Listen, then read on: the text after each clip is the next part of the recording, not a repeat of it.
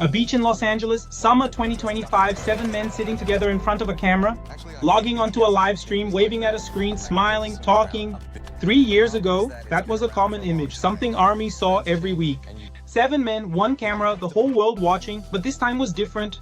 Because for nearly 4 years, those 7 men had not been in the same place at the same time. For nearly 4 years, BTS had been apart, separated by mandatory military service, solo careers, and the long quiet wait that Silver Army knows better than anyone.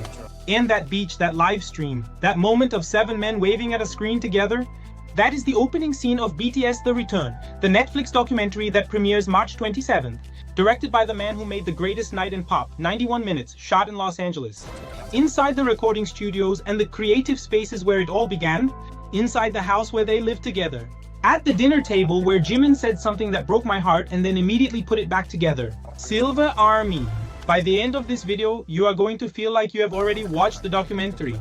And then you are going to watch it again on March 27th. And it is going to feel completely different. Stay with me, Silver Army. This is a journey we take together. In the next 20 minutes, I am going to take you inside BTS. The Return, every confirmed detail, every scene that has been described by the director and by the press who have already seen it. Every quote from RM, Jin, Suga, J-Hope, Jimin V and Jungkook that has been released ahead of the premiere. I am going to tell you about the moment RM started talking about ancient Greek philosophy in a car, completely unprompted, and what it revealed about what the military years actually did to him. About V throwing a baseball in a parking lot, and why that moment is more emotional than it sounds.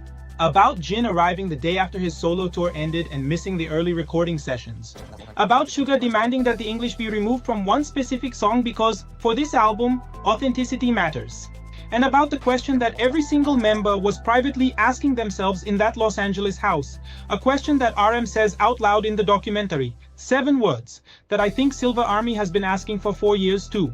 Subscribe right now. The button is below. Golden Army Fandom is your home for this entire era. The world tour begins April 9th and we are here for every moment. Subscribe now. Let's go. Before we get into what happens inside The Return, you need to understand who made it. Because the choice of director tells you everything about what kind of film this is. Bao Nguyen is the director behind The Greatest Night in Pop TV Guide, the acclaimed documentary about the making of We Are the World. He is also behind The Stringer. The documentary was produced by This Machine, the company behind Martha and the Carol G documentary, alongside Hybe and East Films. This is not a promotional film. This is not a behind-the-scenes package put together by a label to sell an album. This machine makes real documentaries about real artists in real moments. At a press conference in Seoul on March 20th, Nguyen said, "To be honest, the group was so vulnerable. I don't think we cut anything that really felt too private. They were actually giving us and the camera more than I expected."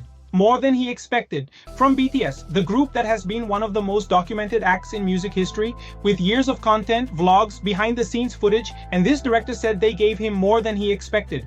Nguyen's approach was deliberate. He minimized handheld cameras. He found a corner with a tripod and stayed there until they had a break. The recording rooms were small, too small for a full crew, so cameras were set up at specific angles and left there, which made everything more intimate. And instead of sit-down interviews, he captured his most important moments in cars. Driving around Los Angeles, no formal setup, just conversation. Silver Army, this is not a promotional documentary, this is a film. The documentary opens on the Weavers live stream from the beach, an event from the summer in Los Angeles that helped establish BTS being there and working on the album. But here is what makes it different from the live stream ARMY already saw.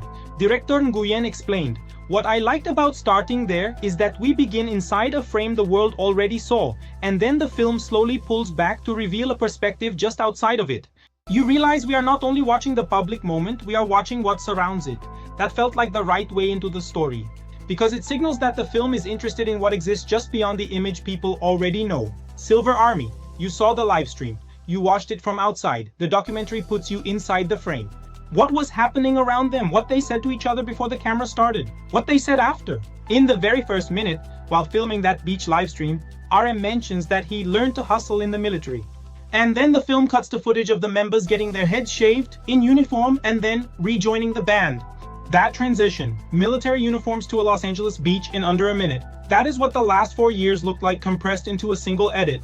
Shortly after completing their military service, BTS decamped to Los Angeles during the summer of 2025 to begin work on Arirang. They lived in the same house together, tight quarters, and a tight turnaround, 7 men, 1 house. After years of living separately, solo albums, solo tours, solo everything.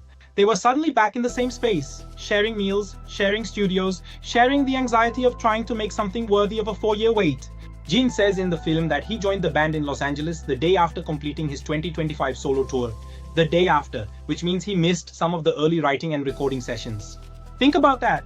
Jin, who enlisted first, who made the whole timeline possible, arrived late to the recording because his solo tour ran right up to the edge. And the first thing he did the day after it ended was get on a plane to Los Angeles. Even when the band was relaxing at night together, enjoying pork belly, soju and beer, they were still talking about their music. What could have been done differently in the studio? They could not turn it off after 4 years apart, in a house in Los Angeles, eating dinner. They were still talking about the album, because that is who BTS is. That has always been who BTS is. RM mentions in the film that a long lifespan for a K-pop group is not guaranteed. He brings up what the industry calls the 7-year curse, the pattern where groups disband, lose members, or fall apart. BTS debuted in 2013, they are now in their 14th year. The question that became central during the LA sessions was, where does their sound go from here? RM said, we're doing a lot of experiments trying to find out what makes us special, what makes us BTS. Silver Army. These are not men who take their existence for granted. These are men who know exactly how rare what they have built is, and who spend their military years separately thinking about what it means and what comes next. And in a car in Los Angeles, completely unprompted, RM started talking about Kairos and Chronos, two ancient Greek concepts of time. Kairos is the right moment, the opportune time. Chronos is sequential, linear time. The clock moving forward regardless of what you do or do not do. RM said, in the military time just passed by, but here in LA, you really feel the impermanence of time. Silver Army, RM, in a car in Los Angeles, talking about the Greek philosophy of time, because that is what the military did to him. It gave him Chronos, time just passing, and coming back gave him Kairos, the weight of the right moment, the awareness that this one matters. In one dinner scene, Jimin said, we've been out for too long. Now that we're finally out of the military, we don't want to extend this break. That sentence, at a dinner table, eating together in Los Angeles, we have been out for too long. Jimin did not say that for a camera, he said it at dinner because it is true, because every single day of the 4-year wait felt like too long, and when they were finally all out, finally in the same house, finally at the same table, the urgency was real, not manufactured, not promotional. We do not want to extend this break. Silver Army, you have been saying that for 4 years, and Jimin said it too.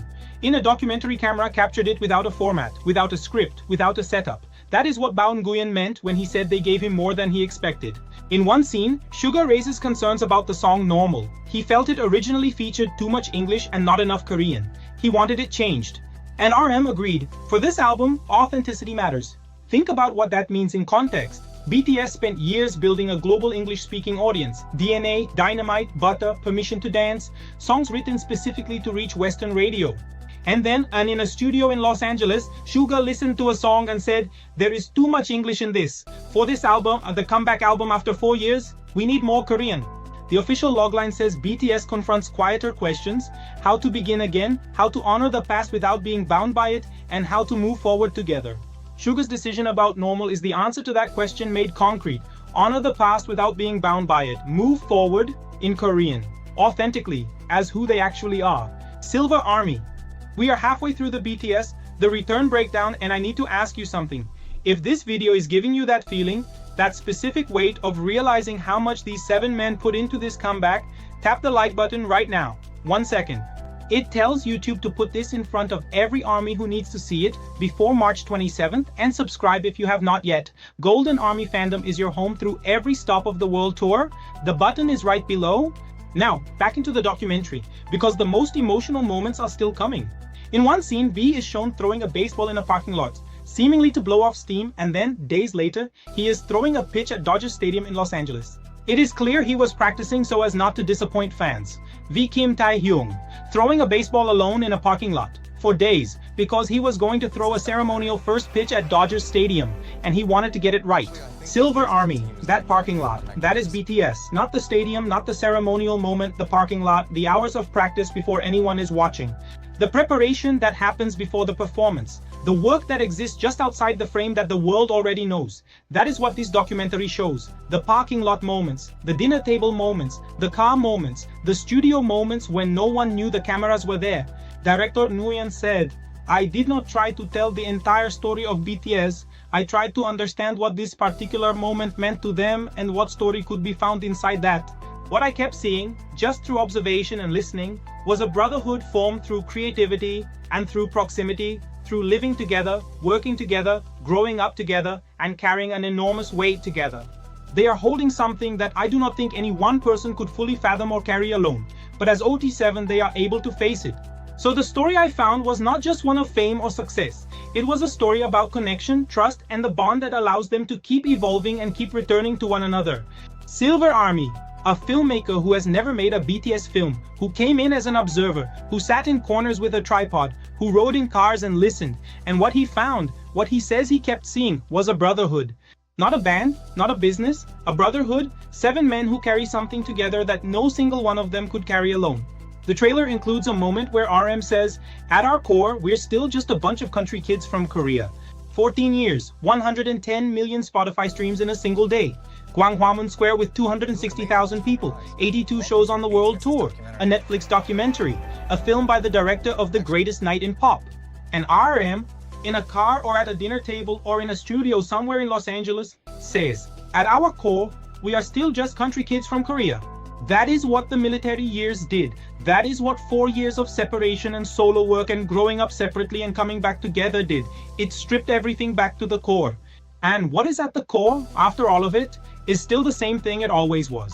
7 kids from Korea who found each other and built something neither of them could have built alone. Silver Army, that is Arirang. That is the return. That is the whole story in one sentence from a man sitting in a car in Los Angeles. The documentary premieres March 27th on Netflix. It is 91 minutes long, directed by Bao Nguyen, produced by This Machine and Hype with East Films. To Army, the director hopes the return feels like a love letter. But to viewers just learning about BTS, the documentary welcomes them too. He learned from his SNL documentary work, reward people for knowing, but do not punish people for not knowing. And then, 13 days after the return premieres, the world tour begins.